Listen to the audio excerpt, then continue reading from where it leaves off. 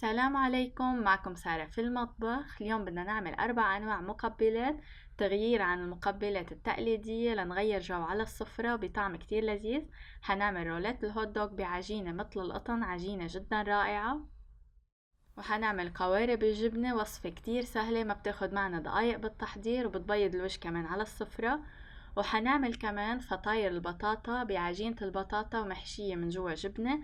عن جد هيدي الفطاير بتبيض الوجه، كتير سهلة طريقتها وطعمها كتير لذيذ. وحنعمل كمان وصفة سمبوسك التوست. هالسمبوسك تغيير عن السمبوسك التقليدية اللي مناكلها بشكل جديد، شكل كتير حلو، طعم كتير كتير لذيذ. تابعوا الوصفات بالتفاصيل وبالمقادير كلياتها، وحاكتب لكم كمان مكونات ومقادير كل وصفة بصندوق الوصف أسفل الفيديو.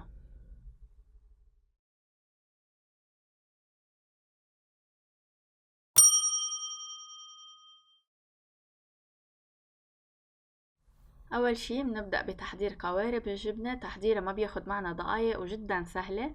بيلزم لنا 200 جرام جبنة موتزاريلا، وبدنا نضيف عليهم 4 قطع من جبن الكيري او اي جبن مثلثات كمان متوفر عنا. نخلطهم كتير منيح، فيكن بالملع او فيكن كمان بالايد كرمال ينخلطوا بشكل كامل. ونضيف عليهم شوية بقدونس مفروم. وهيك بنكون خلصنا حشوة الجبنة اللي بدنا نحطها على القوارب. عندي هون خبز السمون بهيدا الشكل، بدي اقطعه لنصين كرمال كل نص يكون هو القارب يلي بدنا نحط عليه الجبنة. بنحط شوية زيت زيتون على كل قطعة سمون كرمال شوي يعطي رطوبة وما تنشف كمان، وبيعطينا نكهة كتير لذيذة. منصف كل قطع السمون بصينية الفرن، وفوق القطع بدنا نحط خلطة الجبنة اللي عملناها، منوزعها على كل القطع بالتساوي. منفوت صينية القوارب على فرن محمى، بدها 10 دقايق من الأسفل، وبعدين بنرجع منحمرها من الأعلى. وهيك بدقايق بتكون جاهزة عنا قوارب الجبنة، مقبلات كتير سهلة وكتير لذيذة. وهلأ تاني وصفة بدنا نعملها هي فطاير البطاطا. من دون مبالغة هيدي الفطاير كتير كتير بحب اعملها وكتير لذيذة، عن جد كتير بنصحكم تجربوها. اول شي بدنا نسلق 3 حبات بطاطا حجم وسط تقريبا وزنهم 800 جرام. بدنا نسلقهم سلقة كاملة ليستووا بشكل منيح. نسلق الحبات كاملين، ما بنقطعهم بعدين نسلقهم كرمال ما يشربوا مي كتير. نهرسهم بشكل كامل بأي أداة متوفرة عنا. منملح البطاطا حسب الرغبة. وهلأ بدي أضيف عليهم كوب من الطحين بالتدريج، بنضيف شوية وبنخلط. الحلو بهيدي العجينة بتعملوها على النظر، بتحطوا البطاطا وبتبلشوا تضيفوا طحين شوي شوي، لأنه ممكن تحتاجوا كمان أكتر من كوب حسب البطاطا اللي عم تستعملوها وحسب الوزن. هلا بدي امسح ايدي بمسحة زيت وبلش لمها على بعضها كرمال ما تلزق بايدي. منعجنها كأننا عم نعجن العجينة العادية، بس هيك منلمها شوي على بعضها بشوية عجن خفيف. ومنضلنا منضيف الطحين بالتدريج، وهي بتاخد القوام شوي شوي، ببين علينا انها عم تاخد قوام العجينة. يعني كل الموضوع ما بياخد اكتر من دقيقتين، دغري بتصير جاهزة عنا. نحنا بدنا نوصل لهيدا القوام. اذا كانت عم تلزق معكم ضيفوا لأسا شوية طحين. واخر شي كمان زيتوا ايديكم شوي وغلفوها شوي بالزيت، بتحسوها بتصير دغري بتلم على بعضها وبتبطل تلزق. بنحط العجينة شوي على جنب حتى ترتاح، ومنحضر حشوة الجبنة. عندي هون 150 جرام جبنة موتزاريلا و150 جرام جبنة بيضة. بدي فتتها بهيدا الشكل وبدي اخلطها مع الجبنة الموتزاريلا، وحضيفها عليهم عدة قطع من المرتديلا. فيكن انتو تختاروا النوع اللي بدكن تضيفوه على الجبنة، وفيكن كمان تستغنوا عنه اذا ما بدكن اياه.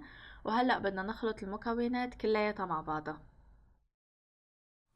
وكمان حشوة الجبنة في حال ما عندكن وزن الجبنة كمان فيكن تعملوها على النظر وتزيدوا كل ما تحتاجوا.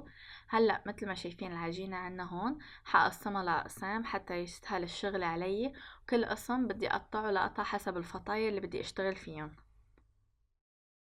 دايما بفطاير البطاطا بعد ما تكونوا وصلتوا لقوام العجين اللي بدكن اياه، خلوا ايديكم ممسوحين بالزيت كرمال تكونوا مرتاحين بالشغل، وما تكون عم تلزق شوي معكم، لانه هي بطبيعتها بتكون شوية بتلزق. فطالما ايدينا ممسوحين بالزيت، شايفين كيف ما عم يلزق اي شي على ايدي، وكتير طرية وسهلة بالشغل. هلا كل قطعة من اللي قطعناها بدنا نعملن دوائر كرمال دغري نمدها بايدنا ونقدر نحشيها. مثل ما شايفين كتير بسهولة منمدها هيك على ايدينا، وبدنا نحط الحشوة جواتها. عن جد هالعجينة كتير سهل الشغل فيها وكتير لذيذة وطيبة، وكمان فيكن بعد ما تحمروها على المقلاية تفرزوها، وبس بدكن اياها تنزلوها ودغري على المقلاية هي مفرزة، بس بتمسحوا المقلاية بشوية زيت وبتحطوها على المقلاية وبتقلبوها على الجهتين لحتى تدوب الجبنة جوا من الكامل وتفك العجينة عندكن. كتير سهلة، بس تكونوا مفرزينها بتلاقوا عندكن صار في مقبلات جاهزة بدقايق. هلأ متل ما شايفين متل الفطاير العادية حطينا الحشوة جواتها وسكرنا عليها بشكل كامل، نتأكد انه سكرها بشكل كتير منيح حتى نخلص كل الكمية اللي عنا. حميت المقلاية شوي على النار وحطيت فيها شوية زيت نباتي، ما بنحط زيت زيتون لأنه بده يلدع معنا. إذا حطينا الفطاير بنحط زيت نباتي وبنبلش نحمر الفطاير على كل جهة حتى تاخد لون ذهبي. ما بنكترهم كتير جنب بعضهم كرمال نقلبهم بسهولة، بس تاخد هيدا اللون بنقلبها على الجهة التانية. شايفين اللون شو حلو؟ لون جدا جدا رائع. كل ما حمرتوها اكتر كل ما بتعطي طعمة طيبة اكتر، كتير طيبة بس تتحمر كتير بتعطي نكهة كتير لذيذة. من جوا القوام هلا اكيد بده يكون في طعم بطاطا او نكهة بطاطا ظاهرة، انه هي عجينة اغلب مكوناتها من البطاطا، بس النكهة اللي فيها البطاطا اللي فيها جدا جدا رائعة. يعني بس تجربوها حتعرفوا شو قصدي، كتير طيبة وكتير لذيذة. هالفطاير حيكونوا إضافة على سفرتكن كتير رائعة بنكهة كتير لذيذة، وبوقت كمان ما بياخد وقت تحضير كبير منكن. كتير بنصحكن تجربوها وبتمنى منكن تعطوني رأيكم فيها بس تجربوها. وهلأ وصفتنا التالتة اللي بدنا نعملها، بدنا نعمل رولات الهوت دوغ لعجينة مثل القطن. كتير كتير حتعجبكن العجينة وطعمها كتير لذيذ. بدنا 3 أكواب طحين منخول بالإضافة لكوب من الحليب السائل الدافي مع 3 ملاعق كبار من السكر، ملعقة صغيرة بيكنج باودر، 3/4 ملعقة كبيرة ممسوحة خميرة فورية، ربع كوب زيت نباتي، بياض بيضة، بالإضافة لنصف ملعقة صغيرة من الملح. بالوعاء اللي بدنا نعجن فيه منضيف نصف كمية الطحين بالإضافة للخميرة والسكر والبيكنج باودر والملح.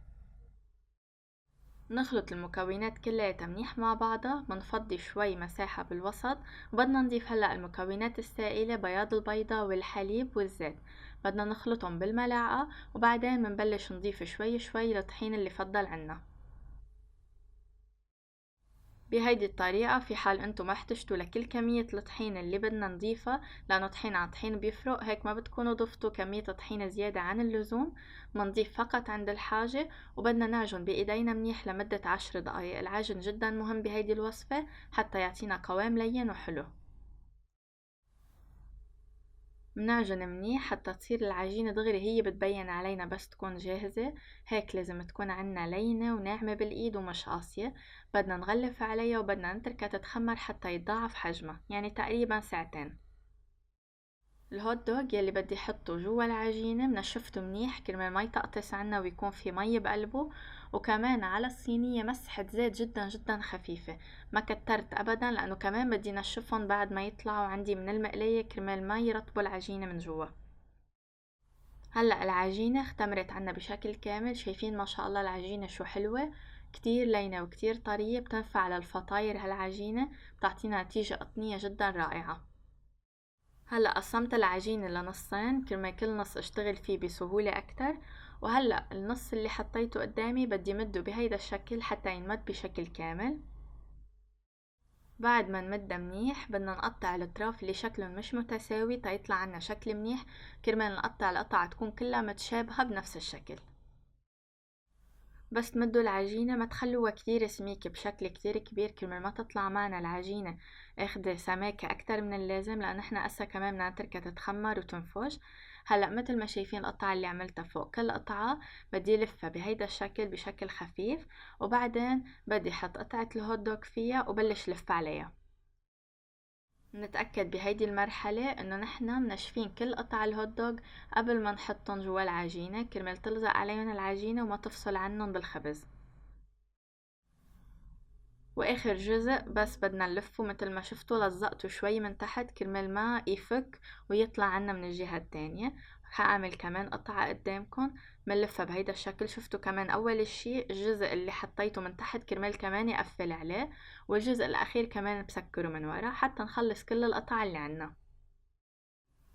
وهلأ تركتن يتخمروا من جديد 30 دقيقة حتى ينفشوا شوي عنا.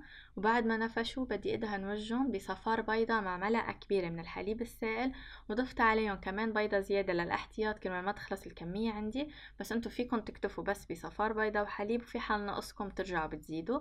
بعد ما نحط الخليط وندهنه على الوجه، حطيت سمسم على كل قطعة بهيدا الشكل، سمسم محمص. وهيك طلعوا الرولات الذهبية عنا من الفرن. تقريبا بياخدوا من 10 دقايق ل 15 دقيقة. الفرن بده يكون محمى على درجة حرارة 190، النار من الأسفل بالرف الوسط. وبعدين إذا احتجتوا بتحمروا من فوق، بس ممكن ما تحتاجوا تحمروا، لحاله بياخد لون ذهبي على الحرارة. طبعا لأنه في تفاصيل كتير، المكونات وطريقة التحضير موجودين بصندوق الوصف أسفل الفيديو، بترجعوا له بس بدكم تطبقوا الوصفة. هيك بنكون خلصنا رولات الهوت دوغ. فعلا عجينة جدا رائعة، ووصفة كتير لذيذة، كتير بنصحكم تجربوها وتعطوني رأيكم فيها.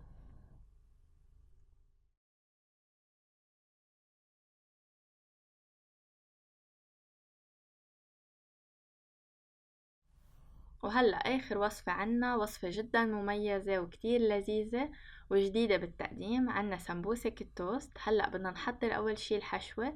عندي 150 جرام جبنة موتزاريلا مع 5 قطع من جبنة المثلثات، فيكن تستعملوا أي نوع جبنة بدكن إياه. قطعتهم لمكعبات صغيرة بهيدا الشكل. ضفت عليهم شوية درع على النظر بتضيفوها، تقريبا احتجت لنص علبة، بس تكون مصفية من المي منيح، مع رشة ملح ورشة من الأوريغانو. نخلط المكونات كلياتها مع بعضها، وهيك بتكون حشوة الجبنة جاهزة عنا وبنحطها على جنب. هلأ بدنا نحضر قطع التوست. بدنا نقطع الأطراف من كل القطع اللي عنا، بس أهم نقطة بهيدي الوصفة، التوست لازم يكون كتير طري وكتير فريش، ما لازم يكون مارق عليه وقت، لأنه الوصفة بتصير ما بتزبط، بصير بيفرط عنا التوست بس بدنا نلفه. منمد كل قطعة توست بهيدا الشكل لحتى تصير عنا رقيقة بهيدا الرق. وهلأ بخليط الطحين والمي بدي ادهن الاطراف كرمال لزقن على بعضهم، بس بدي لفها على بعضها. بتحطوا بوعاء صغير شوية طحين، بتضيفوا عليه شوي مي وبتحركوا حتى تحصلوا على القوام اللي بدكن تلزقوا فيه التوست على بعضه. يعني بده يكون قوام مش كتير سائل ولا كتير كثيف. هلأ منلف قطعة توست بهيدا الشكل، نتأكد انها مسكرة من تحت وانها مسكرة من فوق. منفوت اصبعنا من جوا ومن برا، منطبقن على بعضن، ومن تحت شوية منضغط عليها حتى تسكر، ومنحط حشوة الجبنة جواتها. بعد ما نحط كمية الجبنة اللي بدنا اياها، كمان بنرجع منحط من خليط الطحين والمي من فوق وكمان من قدام، من الجهات اللي بدنا نطبقن على بعضن. اهم شي التوست بس بدكم مدوها منيح، وشدوا عليها شوي بالمد حتى تصير كلياتها رقيقة ومتماسكة على بعضها، يعني تكون هيك القطعة كلها ماسكة على بعضها، ما يكون فيها اجزاء فارطة. ما بدنا ابدا التوست يكون فارط، لان مثل ما شايفين نحنا بدنا نلفها وبدها تكون هيك متماسكة منيح. كرمال هيك اي توست مارق عليه شوية وقت، فيه شوية قساوة او شوي هيك ما بتحسوه فريش، ما بينفع لهيدي الوصفة. هلأ عندي هون بيض مخفوق، وعلى جنب كمان الصحن بقلبه بقسماط أو كعك مطحون. أول شي مننزل قطع التوست بالبيض، منشيل عنا أي فائض، منرجع مننزلها بالكعك المطحون. نتأكد إنه الكعك المطحون يغلفها من كل الجهات. هلأ بعد ما نخلص كل القطع اللي عنا، بدنا نكون محميين الزيت كتير منيح، ومننزل فيه قطع التوست، ما منكتر، مننزل كل 4 قطع سوا لحتى يتحمروا وياخدوا لون ذهبي عنا. بنتركن شوي بالزيت، ما بياخدوا كتير وقت وبتلاقوهم احمروا.